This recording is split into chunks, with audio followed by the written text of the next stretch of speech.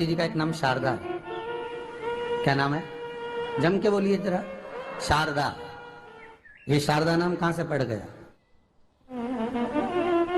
सरस्वती माता को शारदा नाम किसने दिया था? भाई नामकरण होता है तो हमारे यहाँ तो आज भी नियम है हमारा, ये बुआ कोई नाम बताती है, मामा जी कोई नाम बताते हैं और दादाजी कुछ बोलते हैं, कोई बोलेगा टिक्कू, कोई बोलेगा पिक्कू, कोई बोलेगा कुछ, सबके नाम अपने अपने रहते हैं, कोई प्रेम से क्या बोलता है। तो सरस्वती का शारदा नाम किसने प्रदान किया था? माता सरस्वती को शारदा संबोधन किसने दिया था? माता सरस्वती को शारदा का संबोधन किस समय पर प्रदान किया गया था? जिस समय पर शंकर और पार्वती भ्रमण पर निकल रहे थे और भगवान ब्रह्मदेव सरस्वती को ढूंढ रहे थे, और माता सरस्वती को ढूंढते हुए ब्रह्मा जब भगवान शंकर की साक्षी में पहुंचे हैं, तब भगवान शंकर से ब्रह्मदेव ने कहा आप कहीं सरस्वती को देखें तो मुझे भेजिएगा, मेरे पास में भेजिएगा। शंकर भगवान ने उसी समय पार्वती से कहा, पार्वती जैसे एक स्त्री जो पतिव्रता धर्म का पालन करने वाली है, एक नारी पतिव्रता धर्म का पालन करने वाली होती है, पति को परमेश्वर मानने वाली होती है, पति के चरणों का रसतत्व ग्रहण करने वाली होती है, तो वो पर पुरुष का स्मरण नहीं करती। उसी तरह एक पति जो अपनी अर्धांगिनी के साथ में रहे और अर्धांगिनी के साथ चले, तो पर नारी का स्मरण नहीं होना चाहिए। तो एक काम करो पार्वती, तुम उस सरस्वती को बुलाना प्रारंभ करो।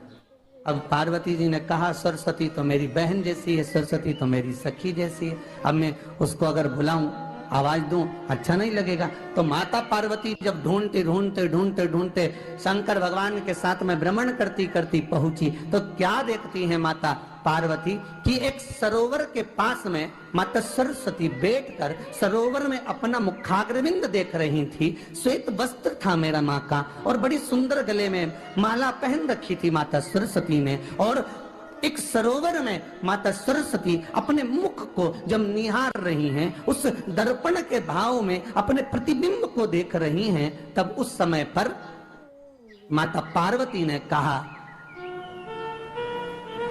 शारदा, सरस्वती को लगा कि मेरा संबोधन ये किसने कहा, पलट कर देखा। सरस्वती ने कहा पार्वती तुम?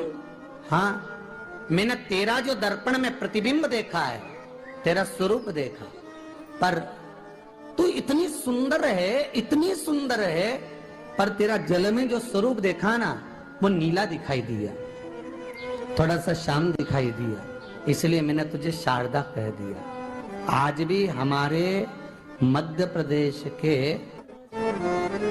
कटनी और सतना के बीच में मैहर में आज भी शारदा भवानी विराजमान है। धार जिले में जाएंगे तो बाग क्षेत्र में माँ बागेश्वरी, माँ शारदा आज भी विराजमान। कहा सरस्वती जी पूछी पार्वती तुमने मेरे को शारदा क्यों कहा? क्योंकि तेरा जो प्रतिबिंब था वो श्याम नजर आ रहा था मुझे, उस प्रतिबिंब को देखकर मैंने तुझे शारदा का संबोधन दिया। तुम्हें ब्रह्मा जी बुला रहे हैं। सरस्वती ने कहा पार्वती मैया दीदी, आपने मुझे जो नाम दिया है, जगत के लोग, संसार के लोग मुझे इस नाम से जब पुकारेंगे तो ये शारदा, ये सरस्वती स्वयं उसके कंठ पर, उसके मस्तिष्क पर सदा विराजमान रहेगी, ये शारदा बनकर। इसलिए हमारे स्कूलों में, हमारे काव्य ग्रंथों में, हमारे जो कविगण रात्रि को जो काव्य पाठ करते हैं, कविता का स्मरण करते हैं, वो सरस्वती की वंदना नहीं करते, हे शारदे माँ, शारदा की वंदना करते। कभी आपसे कोई पूछ ले कि शारदा नाम पार्वती सरस्वती का कब पड़ा, तो आप बता सकते हैं कि ये माता शारदा नाम कोई सहज नहीं है। माँ ढूंढने के लिए जब निकली ब्रह्मदेव के कहने पर भगवान शिव के साथ भ्रमण करती, नाम का उच्चारण कोई सहज नहीं होता। कोई देखता होगा दादाजी ने अगर किसी का नाम कुछ रखा है तो कुछ सोच के रखा होगा, पिताजी ने अगर कुछ रखा है तो उसके मन में कुछ आया होगा तो रखा होगा, मम्मी ने अगर कोई नाम रखा है तो उसने कोई विचार कर कर रखा होगा, कोई नाम अगर किसी का रखा जाता है तो उसके अनुकूल रखा जाता है कि हो सकता है कि वो नाम की क्या उसके मन में चल रहा होगा। तो शारदा का संबोधन कोई सहज नहीं है। माता सरस्वती का एक नाम शारदा हुआ, इसलिए संबोधन में सरस्वती कम शारदे मां ज्यादा बोला जाता है। आप कब्द पाठ कर लो, नाम जाप कर लो, स्मरण कर लो। हम बच्चों से कहना चाहेंगे, छोटे छोटे बच्चों से, आप माता सरस्वती की आराधना करा करो।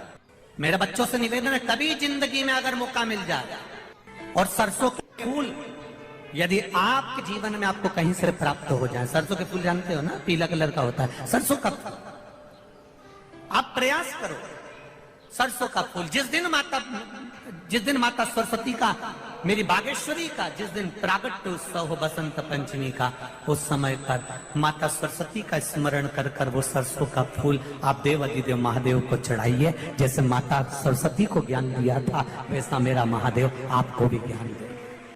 वो सरसों का फूल आप देव अधिदेव महादेव को समर्पित। कई जगह पर आम के जो झूमर होते हैं वो, कई जगह पर सरसों का पुष्प, सरसों का फूल वैसे शिव महापुराण के अनुसार अगर अपन देखें तो बड़े रोग में भी कारगर होता है। जिसको कैंसर जैसा रोग हो जाता है या किडनी लीवर जिसका डैमेज हो जाता है, इसके लिए हमने पहले भी कथाओं में वर्णन किया है। बसंत पंचमी का दिन, महाराज सरस्वती का दिन, जिस दिन जो बच्चा पढ़ने में कमजोर होता है उसके हाथ से बसंत पंचमी के दिन सरसों के 31 फूल शंकर जी को चढ़ा दिए जाते हैं तो बच्चा पढ़ने में अव्वल निकल जाता है। उसके बच्चे को कभी नहीं कह सकते कि पढ़ने बैठ, वो खुद बैठेगा। केवल आज बसंत पंचमी का दिन, एक ही दिन चढ़ता है। और बाकी के सरसों के फूल आपको मालूम है कि रोग मुक्ति के लिए तो होते ही हैं। ये तो आपको पहले भी वर्णन किया महाराज कि जब कोई एकदम रोग आ जाए और डॉक्टर एकदम बोल दे कि ये रोग भारी आ गया है और इसकी जांचें जाएंगी और फिर ये कुछ भी हो सकता है, तो क्या करा जाता था कि 108 सरसों के फूल लाकर तुरंत शंकर भगवान को चढ़ाए जाते थे महाराज। तो चढ़ाने के बाद में रिपोर्ट अच्छी आती है। ऐसा नियम है।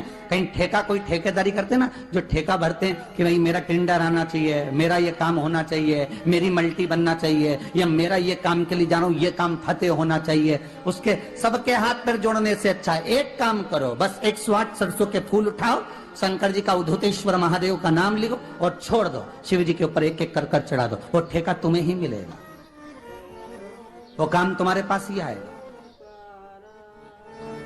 बस केवल अवधूतेश्वर मां, अर्थात ये जो क्रम है, ये वो क्रम तो 108 सरसों के फूल का आप कभी भी कर सकते हो, पर जो ये बच्चों के लिए किया जाता है वो केवल बसंत पंचमी के दिन ही होता है। शिव को प्रिय है पुष्प में आंक का पुष्प, जो आंकड़े का पुष्प होता है शंकर को बड़ा प्रिय है। और दूसरे नंबर पर शंकर को प्रिय है शमी का पुष्प, बहुत ध्यान देना महाराज। तीसरे नंबर पर शंकर को प्रिय है महाराज सरसों का पुष्प। सरसों होती है ना, जो राई अपन बोते हैं, सरसों बोते हैं, उसमें पीले कलर का जो पुष्प लगता है। हमारा तो निवेदन रहता है जब तक सरसों आए तो प्रयास करा करो कि सरसों के 108 पुष्प शंकर भगवान पर चढ़ाना प्रारंभ कर दो। महाराज ये पक्का है कि वर्ष भर कोई बड़ी बीमारी आपको घेर नहीं सकती अगर सरसों के फूल शिव को चढ़ रहे हैं तो।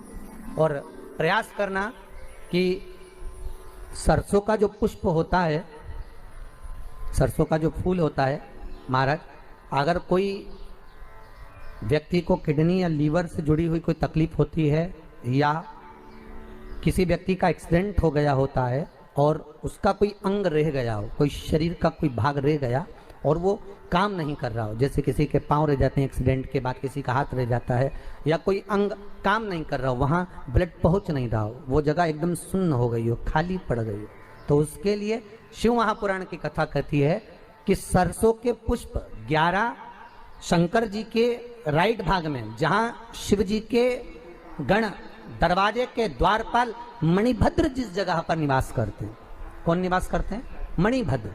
शंकर जी के दरवाजे के द्वारपाल हैं मणिभद्र जी। तो मणिभद्र दरवाजे के द्वारपाल में राइट भाग में मणिभद्र जी विराजते हैं। मतलब राइट भाग कौन सा हुआ?